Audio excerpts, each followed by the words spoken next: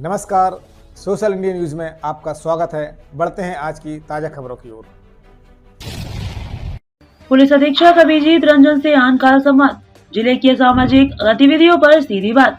SP महोदय का विद्यार्थियों के लिए मार्गदर्शन संदेश। जिला को अपराध मुक्त बनाने के लिए संकल्पित 2014 बैच के आईपीएस अधिकारी हैं अभिजीत रंजन। गृह क्षेत्र बिहार राज्य से मध्य प्रदेश के नरसिंहपुर जिले में दे रहे हैं सेवा। मध्य प्रदेश के जिला नरसिंहपुर में 2014 बैच के आईपीएस अभिजीत रंजन ने पुलिस अधीक्षक का पदभार ग्रहण करते ही अपने कर्तव्य निष्ठा के संकल्प को धरातल पर उतारने के लिए कमर कस ली है। जिले में बढ़ती दुर्घटनाओं पर नियंत्रण करने और व्यवहारिक स्तर पर काम करने उनकी कोशिश उनका पहला लक्ष्य है। बिहार राज्य के गृह क्षेत्र से मध्य प्रदेश में डीएसपी और एएसपी के पद पर सेवा देने के बाद जिला सिंगरौली में एसपी के रूप में पदस्थापना के उपरांत नरसिंहपुर में स्थानांतरित हुए। एसपी अभिजीत रंजन ने प्रभार संभालते ही महिला सुरक्षा एवं सड़क दुर्घटनाओं में कमी लाने को अपनी पहली प्राथमिकता बताई और जनता के विश्वास पर खरा उतरने की हर संभव कोशिश में तत्पर का विश्वास दिलाया। जिले से जुड़े विभिन्न प्रश्नों पर लाइव पुलिस अधीक्षक अभिजीत रंजन से हमारे चैनल हेड आशीष राय से चर्चा की। आइए सुनाते हैं उन्होंने क्या कहा। एमपी सोशल इंडिया न्यूज में आपका स्वागत है सर। धन्यवाद। आज हमारे ऑन कॉल संवाद में आज हमारे बीच में वर्तमान नरसिंहपुर जिले में पदस्थ पुलिस अधीक्षक अभिजीत जी रंजन हमारे बीच में उपस्थित है, जो कि 2014 बैच से आईपीएस ट्रेनिंग लेकर आए हैं। डीएसपी, एडिशनल एसपी और तमाम पदों पर इन्होंने अपनी सेवाएं दी हैं। बिहार राज्य से हैं और यहाँ पूर्णिया एक जिला होता है, वहाँ से आप गृह क्षेत्र है और उससे मध्य प्रदेश कि आपके जिला नरसिंहपुर में आना आपको किस तरीके से, आपको कैसा लगता है सर, एक राज्य से दूसरे राज्य में अपनी सेवाएं देते हुए? निश्चित रूप से जब आप घर से दूर कहीं अन्य क्षेत्र में आप सर्विस करते हैं या आपकी कार्यस्थली बनती है तो आरंभ में बड़ी ही चुनौतियां आती है, लेकिन संयोग कहो अथवा मेरी अच्छी किस्मत बोला जाए कि मुझे मध्य प्रदेश में हमेशा अपने घर जैसा यहाँ पे मुझे महसूस हुआ है। और बताना चाहूंगा कि अगर संस्कृति, भाषा अथवा खान पान की भी अगर हम बात करें, लोगों के व्यवहार विचार की अगर बात करें तो मुझे कभी कोई अंतर महसूस नहीं हुआ। तो मैं ये कहूंगा कि मध्य प्रदेश मुझे शुरू से ही अपने घर जैसा ही फील हुआ और अब तो 8 वर्ष बीतने के पश्चात तो मध्य प्रदेश ही मेरा गृह है।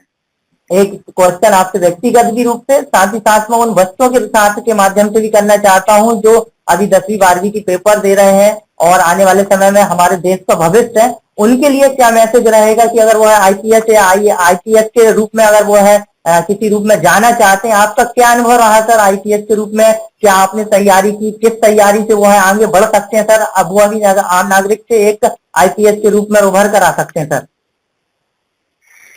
देखिए, ये तो बड़ा ही विस्तृत सा विषय है, लेकिन फिर भी संक्षिप्त में मैं जो आप संदेश देने की बात कर रहे हैं इतना कहना चाहूंगा सभी छात्र छात्राओं के लिए कि अपने पढ़ाई को, अपनी स्टडीज को काफी सीरियसली लेना चाहिए।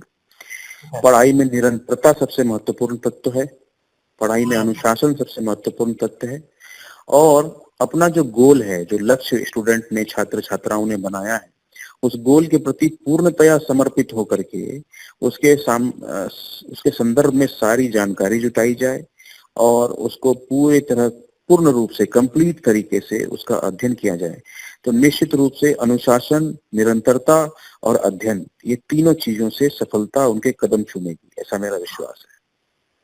चलिए सर, बहुत बहुत धन्यवाद, आपसे अच्छा लगा सर। और हम आपसे परीक्षा की चर्चा के संदर्भ में तो हम आपसे पुनः एक बार जुड़ेंगे, क्योंकि जब भी रिजल्ट आता है तो हम कई छोटे छोटे जो 10वीं 12वीं के बच्चे होते हैं वो अंतरात्मघाती हो के कदम उठा लेते हैं और उस पर भी हम आपसे परिचर्चा करना चाहेंगे कि वो है एक असफलता को असफलता महसूस न करे। परीक्षा आती जाती रहती है और उन परीक्षाओं के में भी वो है असफल महसूस होने के लिए आत्मघाती के आत्महत्या कर लेते हैं, ऐसे कई कदम उठाते हैं सर। और उनसे हम जैसे युवाओं को तो बड़ा दर्दनाक महसूस होता सर। उस पर भी आप एक व्यक्तिगत आपकी आखिरी टिप्पणी के रूप में हम आपको भी जानना चाहते हैं कि उस पर आपका क्या विचार रहता है, जो बच्चे ऐसे कदम उठाते हैं, माता पिता के बारे में नहीं सोचते कि उन पर क्या बीतती है। अंकित फैल असफल और सफलता के बीच में अगर वह अपनी जीवन लीला खत्म कर लेते हैं तो उस पर क्या बीतता होगा और उस पर क्या करना चाहिए सर उनको? देखिए, मैं पहली बात तो बताना चाहूंगा कि बच्चे ऐसे कदम ना उठाएं, ये तो मेरी सीधी सीधी अपील है बच्चों से। दूसरा, मैं ये भी कहना चाहूंगा कि प्रत्येक बच्चा अपने आप में भगवान का एक उपहार है, और माता पिता को भी उनके साथ जो कहते हैं जुड़ाव, वो गैप नहीं आने देना चाहिए। बच्चों के साथ लगातार तालमेल बना करके बच्चे में क्या पोटेंशियल है, बच्चे में क्या क्षमता है, बच्चे में क्या कमी है, उसका असेसमेंट करना चाहिए माता पिता को भी, और अनावश्यक दबाव बच्चों पे नहीं बनाना चाहिए। दूसरा ये मैं बोलना चाहूंगा। तीसरा, मैं ये भी कहना चाहूंगा सभी बच्चों से कि कोई भी परीक्षा, वो चाहे 10th की हो, 12th की हो, ग्रेजुएशन की हो, अथवा कोई प्रतियोगिता की परीक्षा हो, वो जीवन का आखिरी लक्ष्य नहीं होता, बल्कि वो जीवन को एक मोड़ देने का एक क्षण मात्र होता है। आपको पूरे जीवन, जब तक आप सांस ले रहे हैं, आपको हमेशा परीक्षाओं से गुजरना पड़ता है। तो इसीलिए किसी एक परीक्षा में अपनी असफलता को जीवन की असफलता नहीं माननी चाहिए। हमें लगातार प्रयास करना चाहिए। जैसा मैंने अभी आपको बोला भी थोड़ी देर पहले कि निरंतरता, अनुशासन और अध्ययन, ये 3 चीजें अगर व्यक्ति अपने जीवन में करे, वो कभी असफल नहीं हो सकता। और जहां तक पढ़ाई संबंधी परीक्षा की बात है, तो आजकल सफलता के लिए बहुत सारे विविध क्षेत्र खुल चुके हैं। बच्चे स्पोर्ट्स में भी बहुत नाम कमा रहे हैं, एक अच्छा कैरियर उधर उपलब्ध हो रहा है। तो हर बच्चे में, हर व्यक्ति में अलग अलग क्षेत्रों में उनके भीतर पोटेंशियल होते हैं। तो उनको अपना पोटेंशियल पहचान करके बिना निराश हुए अपनी सफलता के लिए लगातार अभ्यास और प्रयास करते रहना चाहिए। उनको हमेशा सफलता मिलेगी, ऐसा मेरा विश्वास है। और कोई भी आत्मघाती कदम ना उठाएं, क्योंकि इसकी कोई आवश्यकता नहीं है, बिल्कुल भी आवश्यकता नहीं है। चलिए सर, बहुत अच्छा लगा आपसे मिलकर, जुड़कर, और साथ ही साथ में जो आपका मार्गदर्शन प्राप्त हुआ है, वास्तव में जिले ही नहीं, जो दूसरे जिले, राज्य और दूसरे प्रदेश, देश के जो भी व्यक्ति इससे को हमारे सोशल इंडिया न्यूज के माध्यम से सुनेंगे, तो उनमें भी एक नया आत्मविश्वास आएगा कि आपकी एक बहुत अच्छी लाइन रही कि एक असफलता से हमारा जीवन असफल नहीं होता। बहुत अच्छी गुणार्थ बातें आपसे इस माध्यम से निकल गई सर। आपका सोशल इंडिया न्यूज जुड़ने के लिए बहुत बहुत हृदय से आभार सर। बहुत बहुत धन्यवाद sir. Thank you very much. Prakash mobile shop, जिले का सबसे बड़ा मोबाइल एसेसरीज शोरूम, पता न्यू बस स्टैंड रोड, मन्नत कॉम्प्लेक्स, गाडरवाड़ा, MP।